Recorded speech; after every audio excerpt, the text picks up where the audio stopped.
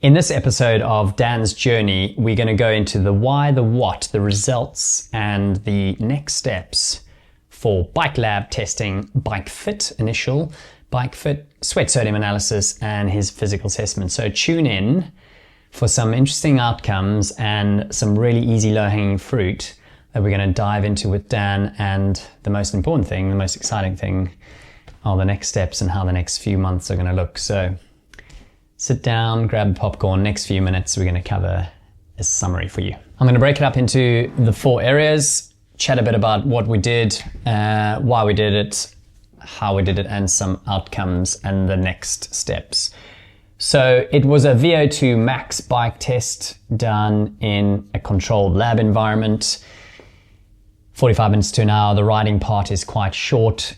In essence, we start with a lung function test, just to check there was no abnormalities. And actually, it's the first time Dan has done a lung function test, a peak flow. We did notice that his lung function was a bit compromised.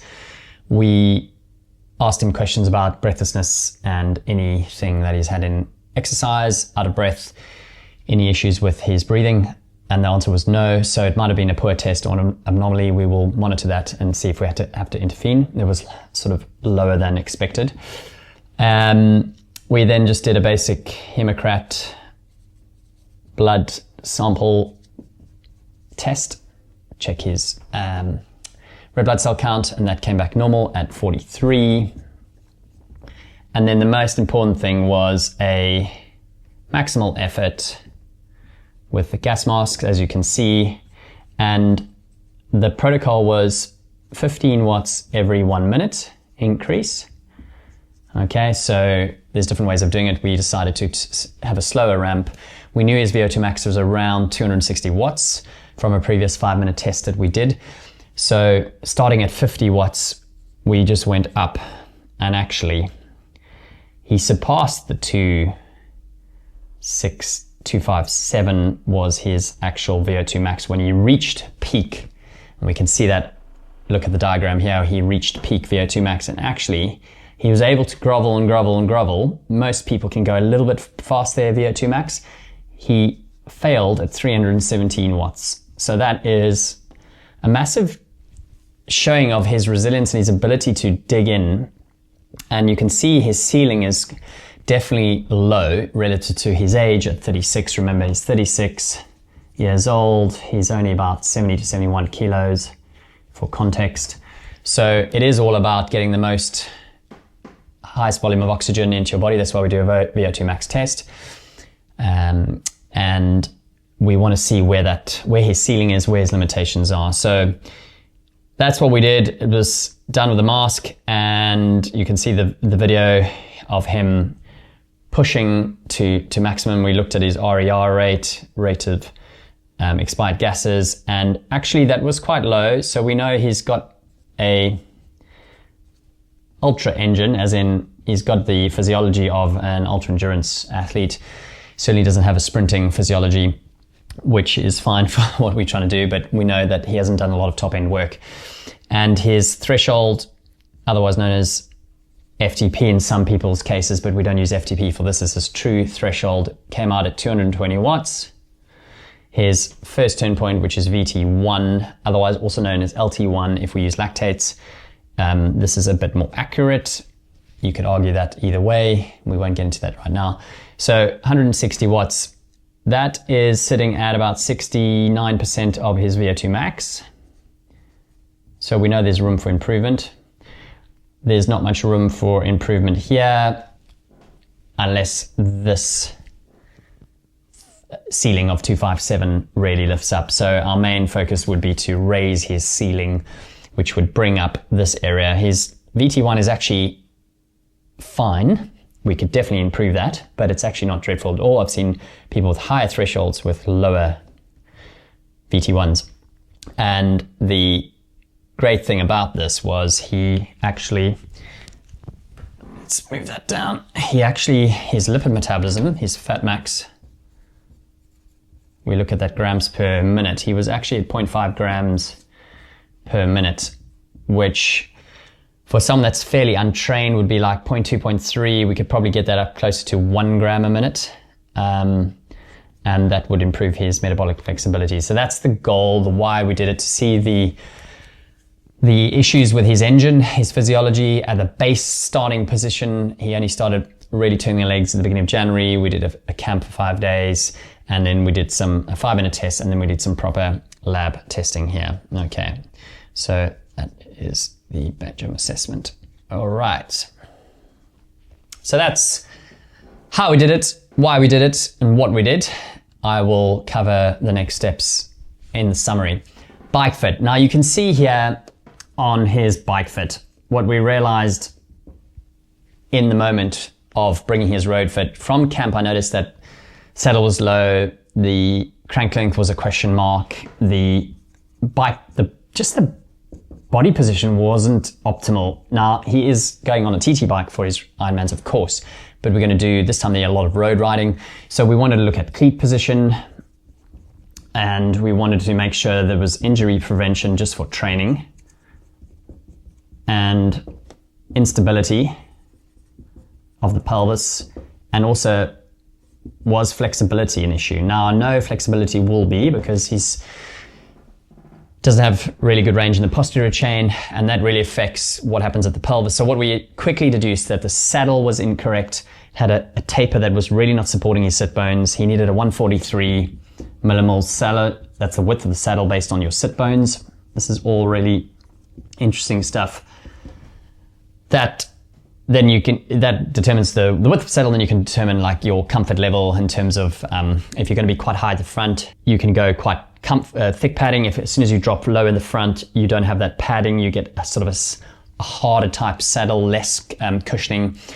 But at the moment, we need to improve his stability around the pelvis, because there was a lot of lateral movement. You can see in the video here, when the fitter put his fingers on the spine, there was just too much movement laterally.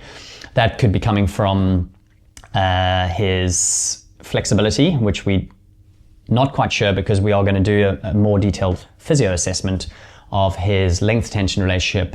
We looked at angles around the knee. We mentioned the crank length. He potentially could go shorter there. His cleat position was fine. His fore and aft position of the saddle was okay. And this is a question mark, but first we're going to work on this homework and this, and we're going to revisit bike fit in 8 to 12 weeks time and get a better idea of what he's like on a bike, on a road bike. And then once we get that sorted, then we can look at the TT bike, and we're not even looking at aerodynamics or fitting, which we would have thought maybe we could have gone straight there, but actually we're building the foundations first: physiology, the equipment, and the whole musculoskeletal system, which you'll see now, really crucial to understand where Dan's limitations are. Injury prevention, you've heard me speak on other videos. Injury, movement, the body has specific patterns: 3, saddle, frontal, and transverse, so up and down, side to side, and twisting. And it's important to be able to move in those dimensions very well, because injuries generally happen when we are bending sideways, so frontal plane, and twisting, sometimes bending forward as well, but mainly we do our bike and run in sagittal plane. So, all right, so later on in that day, it was a full packed day, we looked at basic screening, which would have been a squat and a lunge. You can see the squat pattern. Looked at abdominals and the ability to connect that with breathing, guys. You can have a really great six-pack, but if you can't breathe, so under guidance of my trusted Tom at FitCure, we looked at all the movement patterns, calf strength. His balance on one leg, you can see here, was suboptimal for someone that is actually a very good runner at this stage. So we haven't even looked at his physiology in running. That's to come late February. Balance, and most important, how he moves statically first, and then dynamic. Okay, so dynamic meaning we are adding a basic movement into walking, which is then into running. So that highlighted areas that I thought would be there already, but it gave us real specifics and really good low-hanging fruit to go, right, actually, get the breathing right, stack the rib cage, get the shoulder dynamics moving better. So we found out the thoracic needed lifting up, which would help with shoulder extension, which would help in the swim. Sorry, running out of space there. So that all feeds into the swim. Of course, squat and lunge feeds straight into biking and running. And the most important thing is injury prevention. Calves are a big one, posterior chain, kind of hamstring, low back, hips. Okay. So that was the key for me, this one, and number one in today's testing. Now, we use precision hydration. I've been testing for the last 7-8 years, the world leading sweat sodium analysis. You can see it's a medical grade machine we use at rest. You wonder why we're looking at his sweat sodium. Well, the variables between human beings are, believe it or not, 250 milligrams per liter to 1800 plus. There's been over 2000 milligrams recorded. Dan came out at 1310 milligrams. Now this is not per hour, this is per liter of sweat. So what does that mean? Genetically, he has a high sweat sodium rate. Remember, it's all relationship to his loss per hour. Loses that amount of sodium doesn't mean he loses that per hour. If he loses 500 mils an hour running, that means he loses around 600 to 700 milligrams of sodium every hour. As soon as we go hotter, he might move up to 800 mils an hour. We know that Dan is a low volume sweater. The next stage is to find out how low is low, bike and run in different weather conditions. That's very variable. It's not super scientific, but it builds a picture of the conditions we might experience, firstly in a European race, which he's going to do, and then ultimately at Kona, where the humidity is high, the sweat rate is high, double. And we know that this is a key consideration. Anecdotal evidence, people with a high sodium sweat loss seems to have better absorption of carbohydrates and prevention of cramping in some cases by taking some additional sodium in their drinks. It's not 100% proven. We know that. The science points to direction that the body can manage. However, in the last 13 years, we've realized through masses of testing that people with higher sodium loss taking some extra sodium on board have a much better outcome. And we, of course, test a lot of people that cramp. So we can't say we can take everyone's cramps away. Dan doesn't suffer from cramping, just to put it out there. However, we know we can optimize his combination of his carbohydrates and his fuel, 60 to 90 grams of fuel. We just decided that on the low end would be for easier races, potentially going longer. For shorter races, we would increase the carbs higher, and we make sure that we try and drip feed roughly that amount of losses in certainly the concentration around that per liter of drunk. He doesn't have to replace like for like. That is the outcome of that testing day. Next steps to follow. In summary, so from Dan's bike test, we need to lift the VO2 max, improve his cadence, mainly to give him a toolbox to use, to understand, to be able to muscle fire, improve his neural firing. So it's not just one trick pony. VO2 max, and we definitely need to increase the threshold. Okay, now we've got time before the summer season. What we're thinking, instead of going straight into a VO2 max block, I want to get the fitness super high. So before we go into to increase the capacity, what I might do, and that has been confirmed after that testing, is to do a 6 to 8 week aerobic phase, not your classic base training, but we want to improve the tolerance of him, his ability to handle the training. Okay. So it'll be quite a lot of tempo type and endurance training. are certainly on the bike, and then we're going to start to bring in the VO2 max to lift the ceiling, but he'll have a higher CTL, chronic training load, or let's just call it fitness. Okay. We will retest 5 minutes and 20 minute in the same test after this block and see if it's worked and see what's happening. Of course, he's going to naturally train a bit more because now we're on a focused program, so that should all go up. Then we'll decide if we go threshold route, VO2 max. We can't do it all at the same time. First of all, we need to tackle flexibility, stability. So that's static and dynamic stability around the pelvis, core, abdominals, and sort out his thoracic. And you can see in some of the videos, certainly the way he sits on the bike, the shoulders need work. So that ties into what the S&C is looking at. But the physio full assessment is coming up, where we're going to look at hips, shoulders, and posterior chain. So that's from a physiotherapy point of view. When we looked in the S&C, this all ties in. So I have training in the S&C side. I'm not a physiotherapist, but I understand length tension. Stability comes, then balance. Or first actually flexibility, then stability and balance, and then we improve the strength.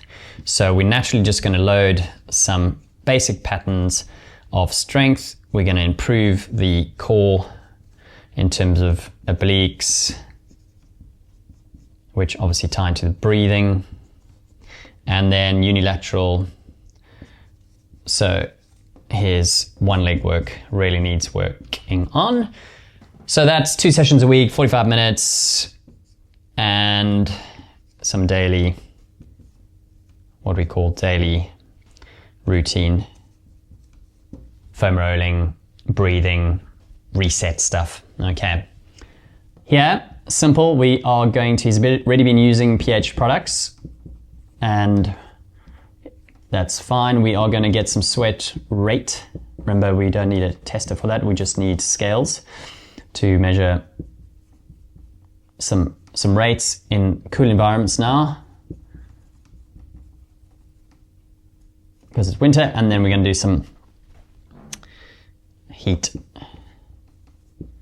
lab work and look at the sweat around higher temperature. So that's the next step.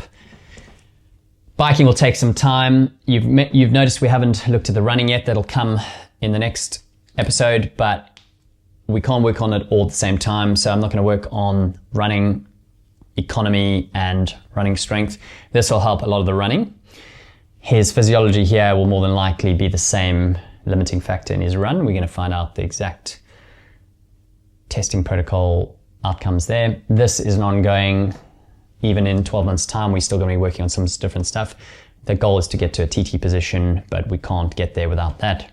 That's fine because we've already spent some time doing that and he's been using that, and cramping's not an issue. So I hope you enjoyed that summary. It's exciting. There's definitely stuff to work on. We've gone into real in-depth, as you can see. This is the full Monty. I can't do it all. I haven't even looked at some of the professional bike fitters we're going to use, and that's all to come. But I'm pretty confident that the first 6 months of this year is going to be electric. So stay tuned. Please follow us for some more updates as we go along. Every 2 weeks, you'll see us release, and get in touch if you are interested in any of this. Okay, thanks. See you next time.